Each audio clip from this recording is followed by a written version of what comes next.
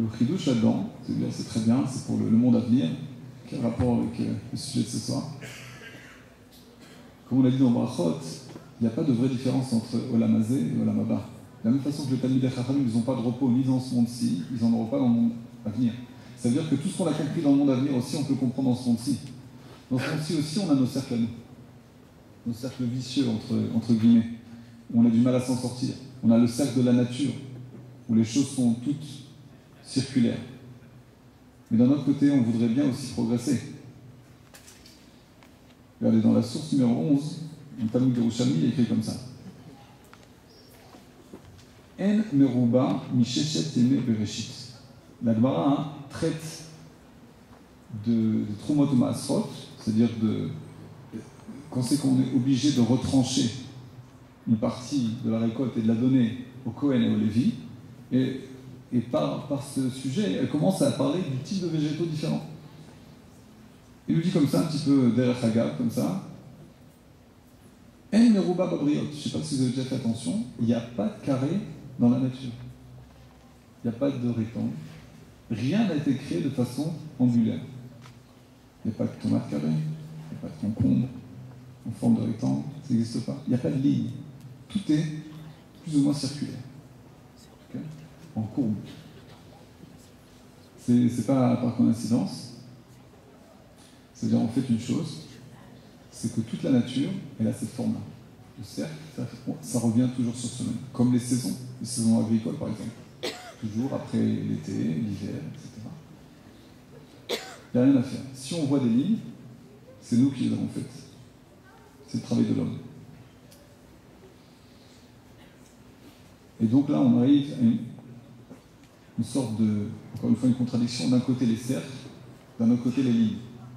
Ce qui s'appelle Igulim ou Yosher. Il y a une contradiction. On essaie de rentrer nos lignes à nous dans les cercles. Les tomates, elles sont rondes, mais nous, on essaie de faire des tables en forme de rectangle. C'est quoi l'image? Encore une fois, dans la nature, on revient toujours sur le même point. Aussi bien au niveau des astres, que dans les saisons agricoles, que dans notre vie à nous aussi. Mais est-ce qu'on a la possibilité de changer ça? La réponse, elle est oui. Si tu viens faire rentrer des lignes, à Kavim, à Arukim, les Mekoubalim parlent des longues lignes qui viennent d'en haut et qui arrivent en bas, c'est-à-dire qui viennent des mondes supérieurs et qui nous amènent la plénitude dans ce monde-ci. Mais il n'y a pas de contradiction entre les lignes et les cercles. La force de la ligne, c'est qu'elle vient élever le cercle. Elle vient un petit peu comme une flèche dans une cible qui est ronde, elle vient frapper au milieu et de par là créer une sorte de tsinor, c'est-à-dire un tube qui vient emplir en fait ce cercle de force, de puissance, de volonté d'Hachem.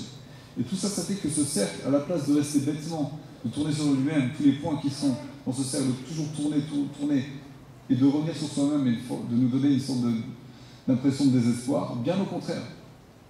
Vu qu'on allie nos lignes à nous, c'est-à-dire notre volonté d'élever le monde, alors ce cercle-là, il est capable de s'élever lui aussi. Okay. Alors si on en revient en fait au minag de Sheva Akafot, on comprend maintenant très clairement. C'est-à-dire que les 7 cercles qu'on fait autour de l'abima, il y a une halakha, c'est interdit de bouger l'abima. Quand on fait les cercles, il y a des gens qui pensent qu'il faut plus de place pour faire des danses qui sont différentes comme ça, etc. Non. On laisse l'abima au centre. Parce qu'à partir du moment où on enlève l'abima, tout tombe. Il n'y a plus de cercle. On ne vient pas casser le cercle, on ne vient pas casser la nature. La force qui vient des mondes supérieurs, elle ne vient pas contredire la nature. Elle vient bien au contraire prendre la nature, les cercles, et les élever petit à petit. Et au niveau des chiffres, ça se trouve entre le 7 et le 8. Le 7, tout le monde sait que c'est le chiffre de la nature, les 7 jours dans la semaine. Mais le 8, on sait qu'on passe au-dessus. Mais à la teva, au-dessus de la nature. Okay, c'est par exemple le 8 de Hanouka, 8 jours. Pourquoi? Parce que c'était l'huile miraculeuse, le miracle. Après qu'on ait fait nos 7 tours, les Sheva Akafot de Shana Rabbah et aussi les Sheva Akafot de Simchat Torah, on arrive à une autre madriga, un autre niveau qui est le 8, Shmini Atzeret. Shmini Atzeret, c'est-à-dire qu'on rentre dans un autre monde. Un monde où on est arrivé à élever la nature. On ne vient pas casser la nature, on vient la prendre avec nous. On prend le cercle, on nous dit continue à tourner. mais en spirale. Parce que maintenant, je te donne la force de monter. Cette force, elle vient d'un seul endroit, d'une seule origine. Alev, Cheshek Shlomo. Kol ha-Cheshek chez Shlomo chatas la'asot. Tout ce que Shlomo voulait faire, c'était élever la nature. Recevoir toute la force que Hachem, toute la sagesse que Hachem veut donner, l'inscrire dans quelque chose de clôturé, comme un cercle par exemple, et élever tout ça jusqu'à lui donner une forme très très claire, très précise, à tel point que Shlomo HaMelech est capable de construire le Beth Amikdash, ce que personne avant lui n'a réussi à faire.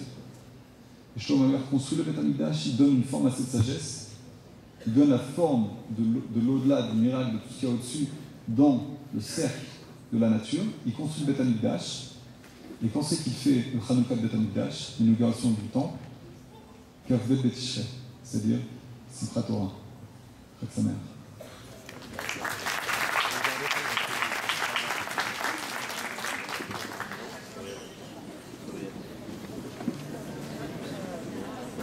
Après, les clés, à la pause.